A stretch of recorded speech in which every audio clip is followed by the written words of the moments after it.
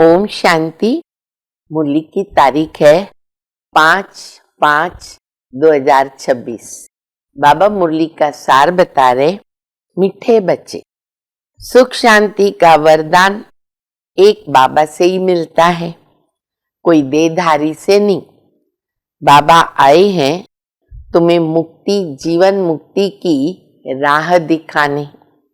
प्रश्न है, बाप के साथ जाने और सतयुग के आदि में आने का पुरुषार्थ क्या है? बाबा के साथ जाना और सतयुग के शुरू में आना। उत्तर है, बाबा के साथ जाना है तो पूरा पवित्र बनना है। कमी रहेगी, सजाएं खाएंगे तो बराती बन जाएंगे। सतयुग आदि में आने के लिए और संग बुद्धि योग तोड़कर एक बाबा की याद में रहना है। आत्म अभिमानी जरूर बनना है। एक बाबा की मत पर चलेंगे तो ऊंच पद का अधिकार मिल जाएगा। मुरली में गीत है, नैनहीन को राह दिखा प्रभु, पग पग ठोकर खाऊं मैं। आज बाबा पहले मुरली की शुरुआत में दो बाप के विषय में बता रहे हैं कि सबको बताओ बच्चे, दो बाप है, एक है लौकिक पिता और एक है पारलौकिक पिता। ये दो बाप तो सब सहज समझ लेते हैं, क्योंकि प्रभु को कहते हैं तुम्हें वह माताश्च पिता तुम्हें वह। लौकिक बाप हर एक का अलग अलग है। फिर पूछो, लौकिक बाप बड़ा है या पारलौकिक बाप बड़ा है? लौकिक बाप को हम कभी भगवान या परम पिता ये तो नहीं कह सकते हैं। फिर जैसे आत्मा है तो बाबा कहते आत्मा का भी नाम नहीं बदलता है, पर जब आत्मा शरीर लेती है शरीर पे नाम पड़ता है। तो कितने सब शरीर लिए, तो बाबा कहते हर जन्म में नाम भी शरीर का बदलता रहता है, लेकिन बाबा का नाम तो एक ही चला आया।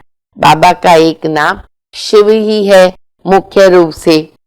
मनुष्य तो है नैनहीन, ये जो स्थूल नेत्र है वो तो है ही सभी को, लेकिन बाबा कहते हैं तीसरा नेत्र जिसको कहते दिव्य चक्षु वो नहीं है, इसीलिए वो बाबा को पुकारते हैं।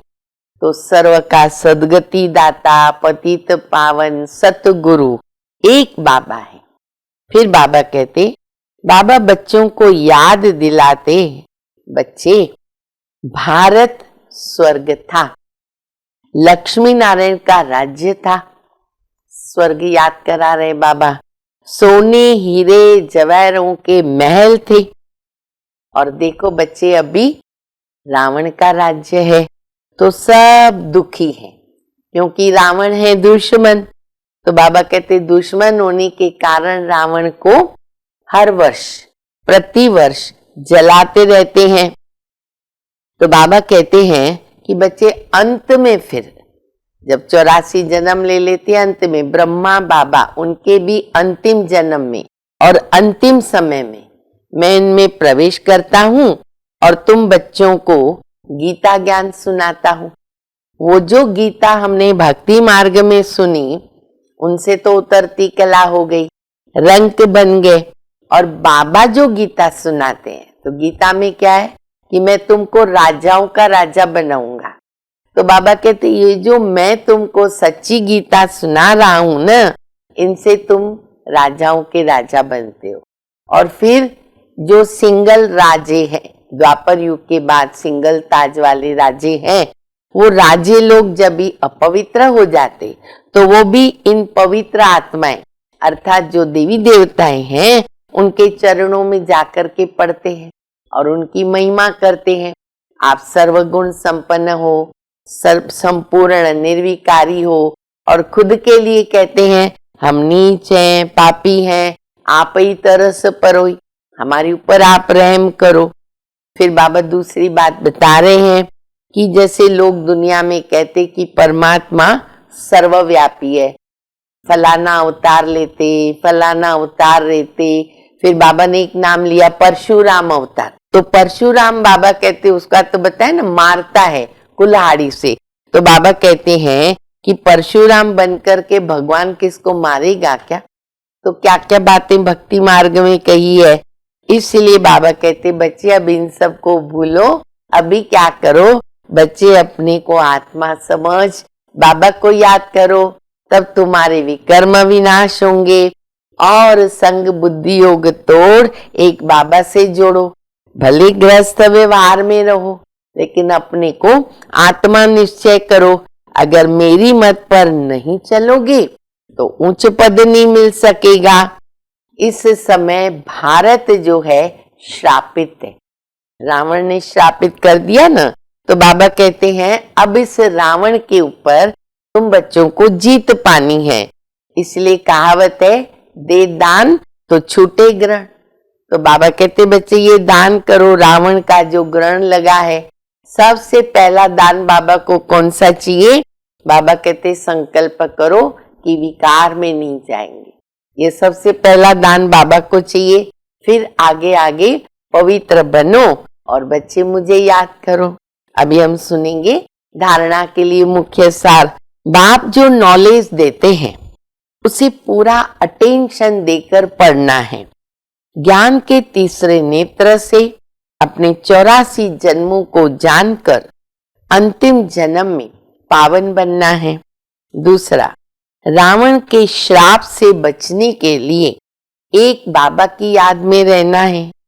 5 विकारों का दान दे देना है। एक बाबा की मत पर चलना है। वरदान है, ताज और तिलक को धारण कर बाप दादा के मददगार बनने वाले दिल तख्त नशीन भव। जब कोई तख्त पर बैठते हैं तो तिलक और ताज उनकी निशानी होती है, तिलक और ताज देते हैं। ऐसे जो दिल तख्त नशीन है, बाबा के दिल तख्त नशीन, उनके मस्तक पर सदैव अविनाशी आत्मा की स्थिति का तिलक दूर से ही चमकता हुआ नजर आता है। सर्व आत्माओं के कल्याण की शुभ भावना उनके नैनों से व मुखड़े से दिखाई देती है। उनका हर संकल्प, वचन, कर्म बाबा के समान होता है। स्लोगन है, सरल याद के लिए सरलता का गुण धारण करो, संस्कारों को सरल बनाओ। अव्यक्त इशारा, सदा अचल अडोल एकरस स्थिति का अनुभव करो। जिसको ड्रामा के ज्ञान की शक्ति प्रैक्टिकल जीवन में धारण है, वह कभी भी हलचल में नहीं आ सकता। सदा एकरस अचल अडोल बनने और बनाने की विशेष शक्ति ये ड्रामा की पॉइंट है। इसे शक्ति के रूप में धारण करने वाले कभी हार नहीं खा सकते। ड्रामा को पक्का करना। इस कल्याणकारी ड्रामा की हर सीन में कोई न कोई कल्याण समाया हुआ है। धैर्यवत बनकर साक्षी होकर देखने का अभ्यास करो तो अचल अडोल रहेंगे। अच्छा, मीठे मीठे सिकिलदे बच्चों प्रति माता पिता बाप दादा का याद प्यार और गुड मॉर्निंग। रूहानी बाप की रूहानी बच्चों को नमस्ते। हम सभी रूहानी बच्चों की रूहानी माता पिता बाप दादा को याद प्यार, गुड मॉर्निंग, नमस्ते नमस्ते, शुक्रिया बाबा शुक्रिया। ओम शांति।